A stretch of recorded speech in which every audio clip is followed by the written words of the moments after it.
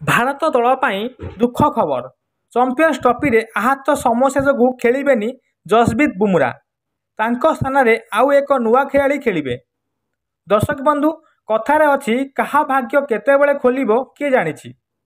ଆପଣମାନେ ଦେଖିଥିବେ ନିକଟରେ ଭାରତ ଇଂଲଣ୍ଡ ଟି20 ମ୍ୟାଚ୍ରେ ଶିବମ ଦୁବେଙ୍କ ମୁଣ୍ଡରେ ବଲ୍ ବାଜିଥିଲା ଏବଂ ଆହତ ଯୋଗୁଁ ସେ ବିଶ୍ରାମ ନେଇଥିଲେ।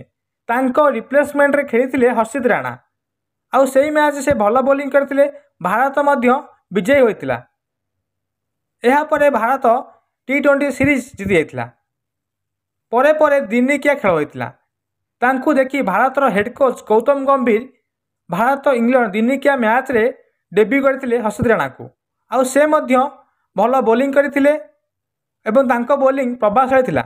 ଭାରତର ଦ୍ରୁତ ବୋଲର ଯଶପ୍ରୀତ ବୁମରା ଆହତ ସମସ୍ୟା ଯୋଗୁଁ ନ ଖେଳିବାରୁ ତାଙ୍କ ସ୍ଥାନରେ ହର୍ଷିତ ରାଣାଙ୍କୁ ସୁଯୋଗ ଦିଆଯାଇଛି ଚାମ୍ପିୟନ୍ସ ଟ୍ରଫିରେ।